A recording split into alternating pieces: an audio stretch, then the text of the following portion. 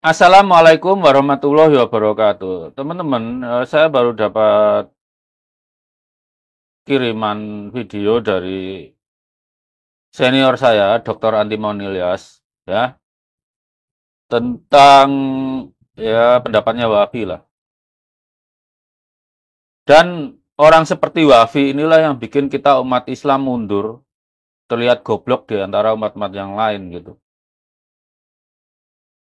Begini, masalah nasab itu, Wahabi ini selalu mengungkit-ungkit pengakuan ulama yang sudah meninggal sepertinya. Jadi ulama yang dijadikan dalil untuk membenarkan pendapat Balawi nasab Balawi ini adalah ulama-ulama yang sudah tidak bisa mengkoreksi apa yang dulu mereka fatwakan gitu. Bahwa Kiai Maimun Zubair, Mbah Maimun mengakui nasab Balawi sah-sah saja. Bahwa Kiai Hamid juga mengakui nasab Balawi sah-sah saja. Bahwa Kiai Nawawi juga mengakui nasab Balawi sah-sah saja. Tapi kita generasi muda nggak bisa ikut kayak seperti itu. Kerja ilmiah itu bukan seperti itu. Kerja ilmiah itu basisnya keraguan. Ya, seperti yang saya kemarin kalian lah ini lihat teaser. Ilmiah itu kan suatu kerja sistematis. Sesuatu yang kita ragukan, kita uji apakah benar atau tidaknya. Termasuk pengakuan Mbah Mun, pengakuan Kiai Nawawi, pengakuan Kiai Hamid itu ya harus kita uji kebenarannya. Wow. Itu konsekuensi kita hidup sebagai manusia, makhluk yang ilmiah gitu. Kalau semua ulama selalu semua generasi terikat sama ulama pendahulu, ngapain Imam Syafi'i sampai berbeda pendapat dengan Imam Malik? Ngapain Imam Ahmad bin Hanbal juga berbeda pendapat dengan Imam Syafi'i? Ya kan? Ngapain Ernst Rutherford berbeda pendapat dengan gurunya J.J. Thomson? Ngapain juga Niels Bohr berbeda pendapat dengan gurunya Rutherford? Generasi yang lebih maju itu selalu berusaha lebih pintar dari pendahulunya. Bukan malah taklid gitu.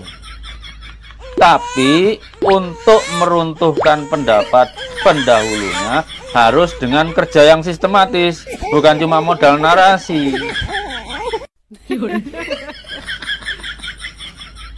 Jadi apa yang dikatakan Wahabi itu nggak ilmiah sama sekali. Wahabi jelas nggak pernah sekolah dan nggak pernah mendapat pendidikan tentang filsafat, apalagi filsafat ilmu. Jadi Robito Alawiyah ini memang mempekerjakan ustadz-ustadz geblek model Wahabi. Apalagi kalau mengait-ngaitkan dengan saya sholat atau tidak. Ingat perintah pertama agama itu apa? Baca, bukan sholat. Dalam Islam itu perintah agama pertama apa? Baca, bukan sholat. Artinya apa? Belajar. Nabi itu memerintahkan belajar dari begitu kita dilahirkan ibu sampai kita menjelang meninggal. Perintah sholat baru kapan? Akil balik. Ya enggak? Logika Wahabi itu jungkir balik. Saya berani bilang kalau dia mau, saya tes kecerdasannya, saya bayari. Jadi yang belain nasab Balawi ini ya geblek-geblek kayak Wahabi itu. Perkara sholat dia jungkir balik nggak masalah, tapi nggak bikin dia pinter. Kalau dia pinter harus belajar, harus mau baca, harus mau menerima kebenaran. Kebenaran yang dia terima pun, dia harus ragu dulu, tapi dia kewajiban ngujinya. Ingat dalam kerja sains, itu kita musuh menjadi musuh apa yang kita baca. Yang kita baca itu kita ragukan, kita uji kebenarannya. Cara paling dekat adalah menguji dengan buku bacaan lain yang sejenis. Makanya kalau kita menulis karya ilmiah, itu tidak boleh hanya pendapat yang mendukung kita. Yang melawan pun kita kutip. Kita adu sampai bisa kita ngambil kesimpulan. Dan itu penyakit Robito Alawiyah atau para habaib. Coba kalau khotbah, yang dikutip selalu dari Habib sana, habis sini, habis sana, habis sini. Hah? Itu tidak ilmiah itu. Itu propaganda itu namanya. Kalau saya ketika ngomong tentang DNA, saya nantang siapapun, keluarkan hitungannya. Angka lawan angka, data lawan data, baru olah data. Bukan narasi lawannya. Nah kalau Wahabi memang matematikanya setara beruk, silakan dites. Ya beruknya bisa sholat sih dia. Tapi ingat dalam Islam itu semua makhluk itu berzikir. Mau manusia, mau burung gagak pun itu berzikir menurut caranya sendiri-sendiri.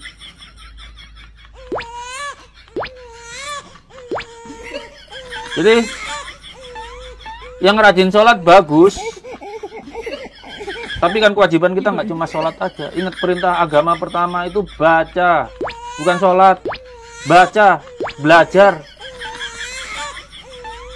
Belajar apapun yang memberi manfaat kepada umat manusia, kepada alam sekitarnya.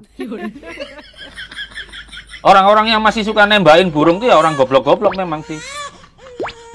Udah burung tinggal dikit, dagingnya pun dikit, kalau ditembak ngapain dia nembak burung? Kan mending bikin rel gitu, bikin sasaran bergerak dia tembak gitu. Bukan nembakin burung yang nggak bisa ngelawan.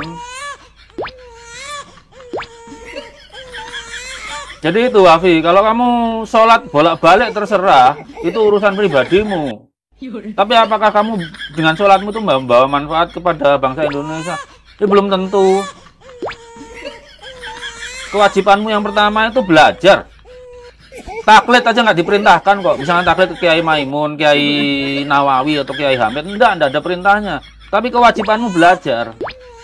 Dan dalam ilmiah, kita malah wajib meragukan pengakuan Kiai Maimun, Kiai Nawawi, Kiai Hamid Pasuruan itu kita. Bismillahirrahmanirrahim. Assalamualaikum warahmatullahi wabarakatuh.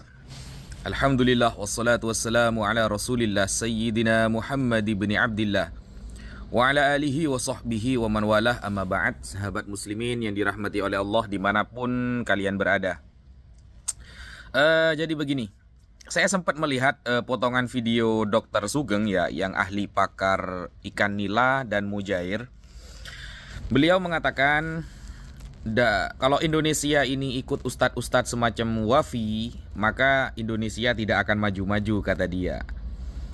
Karena selalu mengikuti ya ulama-ulama, kiai-kiai yang sudah wafat. Jadi seolah-olah dia menggiring opini agar kita itu tidak mengikuti kiai-kiai yang sudah wafat, guys. Karena dia akan meneliti kan seperti itu, seolah-olah penelitiannya benar gitu ya. Padahal sahabat Abdullah bin Mas'ud mengatakan, "Man kana mustannan falyastanna biman qad mata fa innal hayya la tu'manu 'alaihi fitnah." Jadi kalau mau ikut ulama, kata sahabat Abdullah bin Mas'ud, ya ikut yang sudah wafat. Karena yang hidup ini belum tentu aman dari fitnah. Fitnah bayaran, digaji oleh pihak tertentu untuk selalu menarasikan hal tertentu, itu gak aman dari fitnah. Makanya ikut para ulama yang sudah wafat, yang sudah aman dari fitnah. Itu kata sahabat Abdullah bin Mas'ud. Bahkan Rasulullah bersabdakan, "Fa idza ra'aitum ikhtilafan katsira fa'alaikum bis-sawadil a'dham." Kalau kalian melihat perpecahan yang sangat banyak, maka pilihlah ulama yang mayoritas. Kalau ikut mayoritas itu aman, guys. Aman. Itu kata Rasulullah seperti itu. Inna ummati lan tajtami 'ala dhalalah wa yadullahi 'alal jamaah. Umatku tidak akan pernah bersepakat kepada kesesatan. Jadi mustahil umat Islam ini semuanya sesat. Dari dulu semuanya salah. Gak akan terjadi. Itu sudah jaminan dari Rasulullah. Ya. Dan wa yadullahi 'alal jamaah. Pertolongan Allah ini ada pada grup jamaah, mayoritas para ulama. Jadi Al-Quran saja, Al-Quran, kalau kita tidak faham mengenai agama ini, jangan menerjemah sendiri, apalagi comot-comot Google. Tetapi apa? Fas'alu ahla dzikri in kuntum la ta'lamun. Bertanyalah kepada para ulama kalau kalian nggak tahu. Bukan bikin metode sendiri. Tes DNA, tes DNAU, liman idda'a atau liman yadda'i annahu min dzurriyyatin nabi. Tes DNAU ini sebagai mubtada berarti ya. Mubtadaun Zaidun wa 'adhirul khabar in qulta Zaidun 'adhirun man ya'tadzar, kan seperti itu. Hukumnya rafa, tes DNAU. Wa rafa'u mubtada'an bil ibtida kadzaka raf'i khabarin bil mubtada. Jadi bahasa Arabnya tes DNA itu tes DNAU. Padahal kalau di dalam majma' fikih ya al-Islami, kumpulan para ulama yang membahas tentang al-basmah al-wirathiyah, Jadi tes DNA itu bahasa Arabnya al-basmah al-wirathiyah. Jadi bukan tes DNA-U seperti yang disampaikan Pak Imad, bukan. Liman yadda'i annahu min dzurriyyatin nabi, bagi orang yang mengaku-ngaku bahwa dirinya adalah keturunan Rasulullah sallallahu alaihi wasallam. Masyaallah. Semakin hari akan kita semakin lihat ya, akan kita saksikan semuanya bahwa laulal ulama lakana an-nasu kal bahaim. Andaikan tidak ada ulama, maka manusia akan seperti hewan. Untungnya ada para ulama, guys. Gitu loh. Sehingga Rasulullah di dalam hadis sahih mengatakan, Innallaha la yakbidul ilmah intiza'an yantazi'uhu min qulubil ibad. Allah itu mencabut ilmu di dunia bukan dengan cara mencabut dari hati kita, tidak. Walakin yakbidul ilma biqabdil ulama. Tapi Allah mencabut ilmu yang ada di dunia dengan cara mencabut dan mewafatkan para ulama. Bukan para dokter, ahli mujair, ahli ikan nila, ahli ikan belut, bukan. Tapi hilangnya ilmu di dunia dengan cara Allah mewafatkan para ulama. Hatta idza lam yubqi aliman, saudara. Sehingga ketika di dunia ini sudah tidak ada yang alim, ittakhadhan nasu ru'usan juhala. Orang-orang akan mengangkat orang bodoh menjadi seorang ulama. Orang bodoh akan dipanggil ustadz. Orang gak paham agama akan dipanggil kiai dan dijadikan rujukan. Fa'in aftau, ya. Jadi gimana itu tadi terusan hadis itu ya. Innallaha la yakbidul ilma intiza'an yantazi'uhu min qulubil ibad walakin yakbidul ilma biqabdil ulama hatta idza lam yubqi aliman ittakhadhan nasu ru'usan juhala. Nah, ittakhadhan nasu ru'usan juhala. Orang-orang akan mengangkat orang bodoh. Fasu'ilu fa'aftau bighairi ilmin. Mereka ditanyakan masalah hukum, mereka menjawab dengan tanpa ilmu. Yang ditanyakan masalah nasab, jawabnya pakai DNA, gak nyambung. Yang ditanyakan masalah nasab, jawabnya pakai filologi, gak nyambung. Yang ditanyakan masalah nasab, malah pakai dangdut, ya tambah gak nyambung. Seperti itu. Sehingga fa'aftau bi ghairi ilmin, mereka akan berfatwa dengan tanpa ilmu. Fadallu wa adallu, dan mereka akan sesat dan menyesatkan banyak orang. Dan itu terjadi, Ulama-ulama yang sudah wafat sudah mulai diremehkan. Padahal mereka lah ujung tombak agama Islam bagi Rasulullah sallallahu alaihi wasallam, bukan dokter nila atau dokter mujair, bukan. Dan kemudian begini loh guys, kita kan bisa melihat orang itu dari kualitas ya, dan dari ibadahnya juga, dari ilmunya, keilmuan agamanya ya.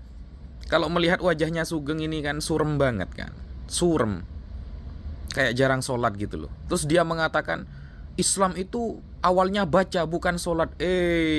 Tunggu dulu saudara. Sholat itu wajib.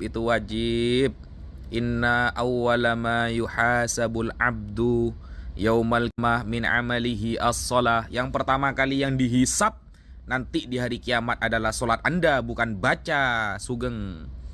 Yang pertama kali yang akan dihisap di hari kiamat adalah sholat Anda.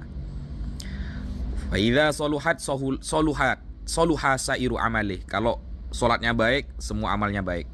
Wa idza fasada sairu amalih.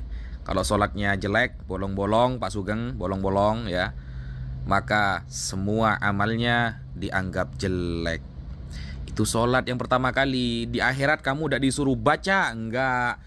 Lihat dulu sholatnya gitu loh. Sekian. Wassalamualaikum warahmatullahi ta'ala wabarakatuh.